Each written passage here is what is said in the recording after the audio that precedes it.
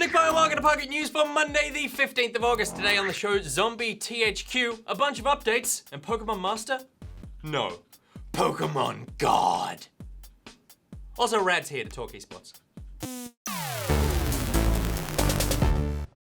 Alright, here's what's been making headlines over the weekend, and first up, Nordic Games have sullied their own name by resurrecting THQ to become THQ Nordic. When THQ became defunct in 2013, the Austrian developer and publisher was quick to snap up a few key IPs, like Darksiders and Red Faction. The following year, they also purchased the THQ trademark and have apparently been waiting until now to adopt the name and forever tie themselves to the U-Draw. In a press release, THQ Nordic said that, as of now, we have 23 game projects in development. 13 thereof have not been publicly announced, but are sure to be in the next months. Needless to say, the majority of these projects are based on former THQ-owned IPs and franchises. There were a bunch of update releases and announcements this weekend too. First of all, the cancelled Project Spark has finally had its servers shut down after Microsoft announced their plans to kill the title back in May. Microsoft boasted at the time, without services, players will no longer be able to download user-generated content or upload their own creations, effectively destroying the entire point of the game. And speaking of things being pulled, the fan-made Pokemon Uranium has been taken offline by its creators. Since its launch late last week, it was downloaded 1.5 million times, which made Nintendo 1.5 million% unhappy. The Uranium creators issued a statement saying that while we have not been personally contacted, we have been notified of multiple takedown notices from lawyers representing Nintendo of America. It is clear what their wishes are. Therefore, we will no longer provide any official download links for the game through our website. Now look, I don't want to be that guy, because I actually have no problem with people making fan-made versions of video games, but let's not pretend that Nintendo were fine with you making this game. It's not like you sat down and Nintendo gave you their permission to make it, and then all of a sudden when you put it out, then Nintendo were like, no, we don't want you to release this game. Respect Nintendo's wishes in the first place, mate, and let them make their own shitty Pokemon games. But the damage has already been done. The game is now undeletable from the internet, much like this picture of Beyonce. Now, do you want the good news or the bad news? I'll decide for you. You want the good news. Square Enix have announced a release date for Deus Ex Go. You Go happy gamers will be able to get it for iOS and Android on the 18th of August. Good news from Square. Bad news from Square. Final Fantasy 15 might be getting delayed. According to reports from Kotaku, the publisher has been in contact with GameStop in the US to discuss changing their displays to indicate the game will launch not on the 13th of September, but on the 29th of November.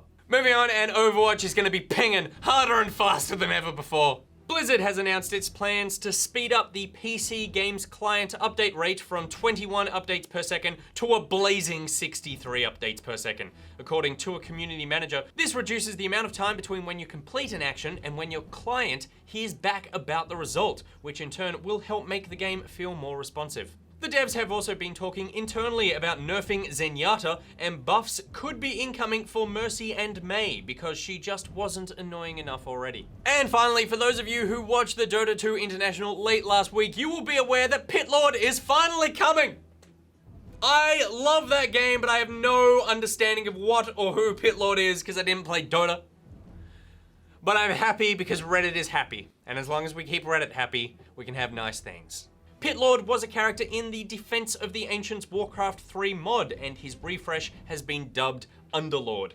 The character was revealed in the 10v10 All-Star bout on Friday afternoon and will be available for all players on the 23rd of August. That was just minor update news though, as Valve surprised all with the announcement of the upcoming The New Journey update and another new hero, the Monkey King, famously of the bar. That update arrives in spring for Australians. All right, now it's time for Thing of the Day. And then after that, I talk to a short person about digital sports, with sort of like a low open cut and my face on all the important areas. I'm so horny. I'm glad that's sorted. Pokemon Go players, when you've got a bag full of Pidgey and Weedle, you can sacrifice them all for some XP and candy, or you can get creative and become a rap god like Chemhul. You assuming I'm a human, what I gotta do to get it through to you? I'm superhuman, innovative, and I made a rubber so that anything you say is speaking, shaking off of me and it'll glue to you and devastating, more than ever demonstrating how to give them an audience. I'm feeling like it's levitating, never fading, and I know the haters are forever waiting for the day that they can say I fell off to be celebrating, cause I know the way to get them motivated. I make elevating music, you make elevator music. With sort of like a low open cut and my face on all the important areas. So horny. I'm glad that's sorted. All right, now time for esport news, and Rad joins us on her booster seat to talk about it. Hi. Hi. How's your low seat? It's called a normal seat. Yeah, right. So we have lots of tournaments over the weekend, Yep. Starting with League of Legends Oceanic Pro League, hosted by none other than old mate Hingdogs. Michael Hingers Hingdog Hing. Let's just look at his little suit for a second. Zoom in on that. Yep. Look at him being fancy. Look how happy. You know what? I'm gonna say it because I'm completely comfortable saying it. He looks very handsome. Yeah, he does. Looks good. He does. looks great. Suit works well on you, mate. And he looks like he's out on the town in front of the water. Yeah, in yeah, front of that yeah. Brisbane River. Though we all know he's not. Yeah. Like he's like I'm here to only talk about esports, and then I'm going back to my bedroom. Yes, Yeah. exactly. But the games. The games. So we had Chiefs versus Legacy, Mm-hmm. both Australian teams. Chiefs absolutely just dominated. It was just the Chiefs show. I mean, I don't really follow competitive League of Legends. The Chiefs, were they tipped to win? They typically do very, very well, but going into it, people were like, "Oh no, anyone could win," but you know, Yeah. I feel like they almost kind of say that to be nice. Right. Okay. Yeah. Yeah. But Chiefs absolutely dominated. Best of 5, 1 in 3. They get to go to the international wildcard qualifiers now in Brazil. Wildcard qualifiers. That's very exciting. Wild card qualifiers. In Brazil. In Brazil, yep. Yeah, so that's very, very exciting. They've That's done very well. good. Go Australia, beating other Australians. Yeah, and then we also have StarCraft, Yep. which happened DreamHack Montreal. Why isn't They- Hingers hosting that? Just saying. Just saying. He's like Australia, whereas this was Worlds. Yeah, right. That makes Yeah. more sense. Yeah. Yeah. Yeah. So it was True versus Polt. Mm-hmm. True was the absolute underdog going in. He played Zerg against Polt, who was a 4-time WCS winner. So he was very, very decorated, like a legend in the sport. Mm. And True won 4-1 in a best of 7. Wait, the underdog one? The underdog won. That's And, I mean, that's a yep, great story. Walks away with like 46,000 Australian dollars and a nice little title under his belt. And speaking of underdogs, people are still playing StarCraft. So, Yeah. it's a win for everybody. And then, obviously, the big one, Dota International. Let's talk about something I know. We'll be speaking about this more in Well Played. Yep. But those games, my goodness. Holy shit, Goodness those gracious games. me. I assume you also got up at like 4 a.m.? Yes, I did. The day started with the semifinals, which was EG versus DC. My heart was with EG because I they're was my DC boys. all the way. And I mean, that was so close. They were amazing games, all 3 of them, especially their last game in the best of 3. It was essentially a base race. They and just... the fighting against Megas and It was incredible because it was like the a few days ago the EG versus eHome game where it felt like that fight that started in DC's base lasted 6 minutes Yeah, and just as moved they its way moved, down yeah. to EG's base. It was an incredible game. So then it ended up DC winning, and it was DC versus in the Wings finals versus in the finals. Wings. Yeah. Both are amazing teams, and I love that both of them are kind of playing outside the meta. We saw such a diverse international of so many picks. We even got to see the Jakiro pick in the EG versus DC, Which was which fun. hadn't been picked yet. Which was fun, if not necessarily like the greatest idea. But it like That game was close still though. that game was. I'm saying that game was close, but they could have won it if they didn't have the Jakiro. And then you were going DC for the finals. Then Yeah. So, I was going DC as well, even though I tipped Wings to win. but they just played amazing. They had an Incredible. amazing run. All of their games felt so tense, like they were on a knife's edge, but they were just managing to do the right thing. But I think DC were probably a little bit tired and got a little bit tilted towards the end there because they started making a lot of mistakes. Yeah, and Wings. I mean, Wings are just such a strong team. Yeah. That first game that they played, Wings lineup just totally fell apart. Yeah. And that DC, they almost lost that game as opposed to DC winning that one. But then that last game that they had, I was so sure that DC had it up. It was like a classic anti-mage game where you go, I'm winning the game, I'm winning the game, I'm winning the game, and then suddenly the other team's anti-mage appears, having just got like, like 4,000 levels and just completely decimates. Oh, it still hurts me.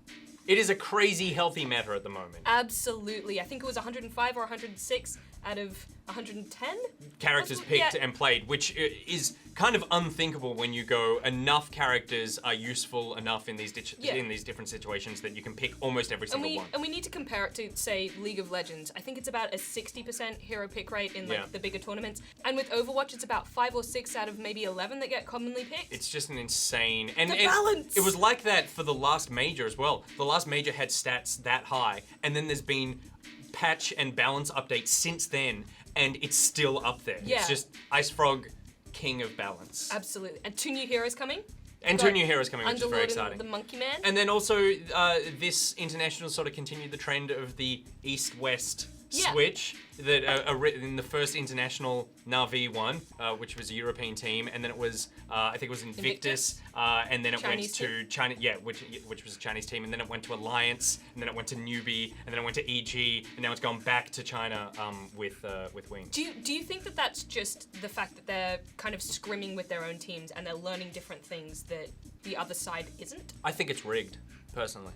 You think it's actually I think Illuminati confirmed? It's totally planned. No, DC never had a chance. No, I do think it's totally that you look at Chinese Dota and they just have, it's a different game than what the rest of the world is playing. Yeah. And that switch over is, okay, we're going to take all the lessons we learned from losing to you this time and apply it to our own region and then come up with something weird and new. Well, something that a friend told me, he's Australian, he was living in England for a while and like moved around Europe a bit. So he was playing on different servers. He said that the MMR brackets that different countries have actually have different skill levels. So for example, I accidentally played on Russian servers the other day. Yeah.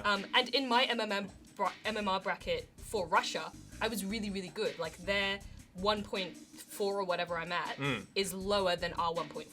Right. Well, I guess So yeah. Like that doesn't necessarily make sense for Russia, but you go because it works on just you get points if you win, you get points if you lose. That the standard you're playing against is obviously just lower in different areas. Exactly. Like if I went to China, you could be sort of 5k MMR and people would be like, you're shit. Exactly. Yeah. Exactly. So it's interesting how those regional differences do change things, and I'm excited to see though, as I feel like the international is getting bigger, the game's getting bigger.